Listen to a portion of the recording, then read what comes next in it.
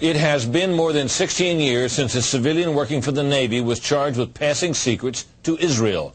Jonathan Pollard pled guilty to conspiracy to commit espionage and is serving a life sentence.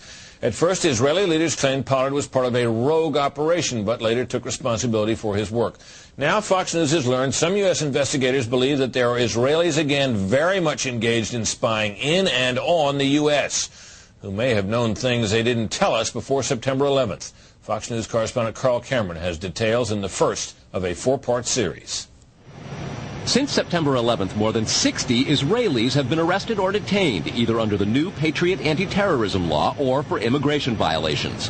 A handful of active Israeli military were among those detained, according to investigators, who say some of the detainees also failed polygraph questions when asked about alleged surveillance activities against and in the United States. There is no indication that the Israelis were involved in the 9/11 attacks, but investigators suspect that the Israelis may have gathered intelligence about the attacks in advance and not shared it.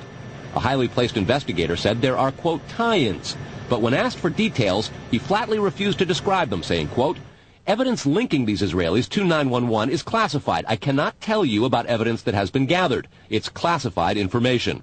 Fox News has learned that one group of Israelis, spotted in North Carolina recently, is suspected of keeping an apartment in California to spy on a group of Arabs who the United States is also investigating for links to terrorism. Numerous classified documents obtained by Fox News indicate that even prior to September 11th, as many as 140 other Israelis had been detained or arrested in a secretive and sprawling investigation into suspected espionage by Israelis in the United States. Investigators from numerous government agencies are part of a working group that's been compiling evidence since the mid-90s.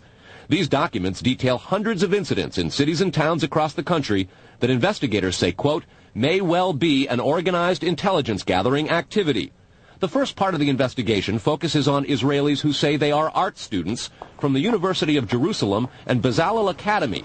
They repeatedly made contact with U.S. government personnel, the report says, by saying they wanted to sell cheap art or handiwork. Documents say they, quote, targeted and penetrated military bases, the DEA, FBI, and dozens of other government facilities, and even secret offices and unlisted private homes of law enforcement and intelligence personnel. The majority of those questioned, quote, stated they served in military intelligence, electronic surveillance intercept, and or explosive ordnance units.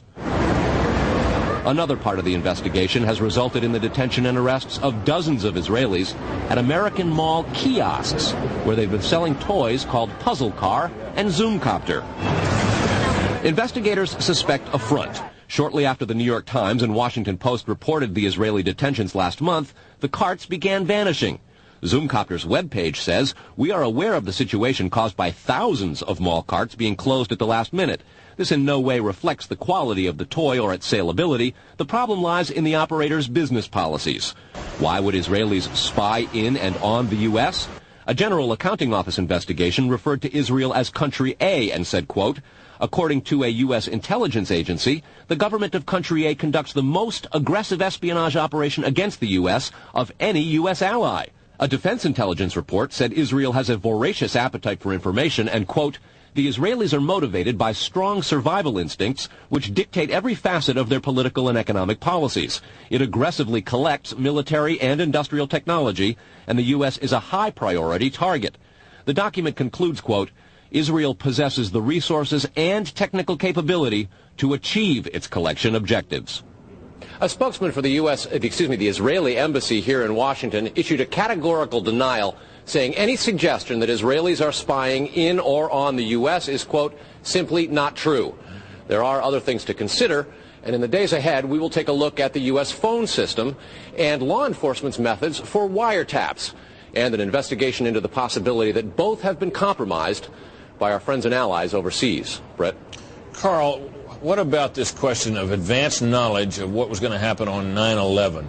How clear are investigators that some Israeli agents may have known something? Well, it's very explosive information, obviously, and there's a great deal of evidence that they say they have collected, none of it necessarily conclusive. It's more when they put it all together. A bigger question, they say, is how could they not have known? Almost a direct quote, Brett.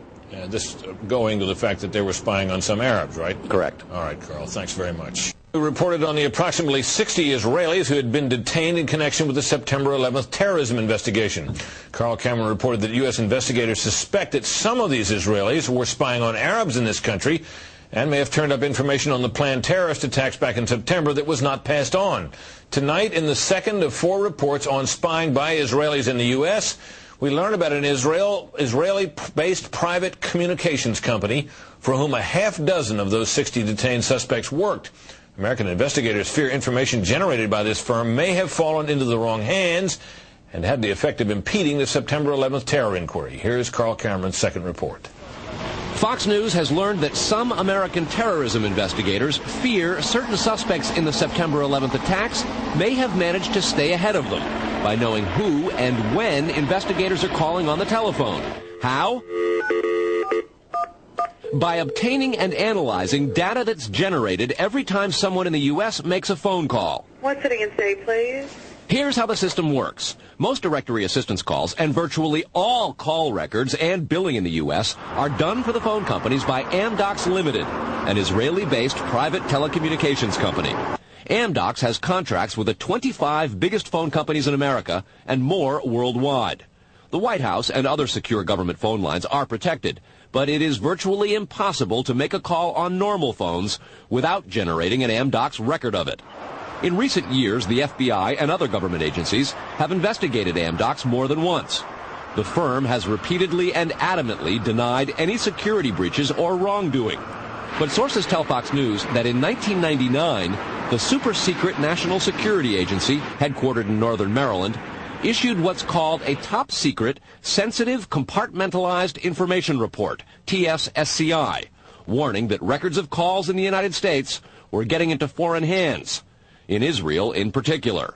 Investigators do not believe calls are being listened to, but the data about who's calling whom and when is plenty valuable in itself. An internal Amdocs memo to senior company executives suggests just how Amdocs generated call records could be used. Quote, widespread data mining techniques and algorithms, combining both the properties of the customer, like credit rating, and properties of the specific behavior such as whom the customers are calling.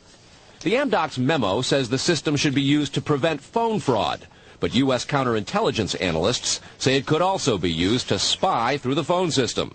Fox News has learned that the NSA has held numerous classified conferences to warn the FBI and CIA how Amdocs records could be used.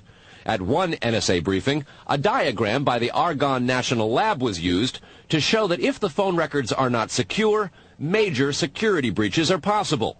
Another briefing document said, quote, it has become increasingly apparent that systems and networks are vulnerable.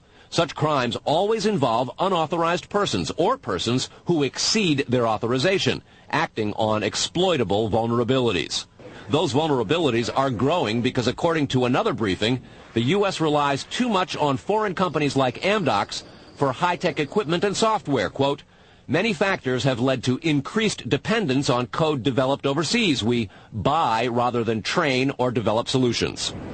U.S. intelligence does not believe the Israeli government is involved in a misuse of Amdocs information, and Amdocs insists that its data is secure.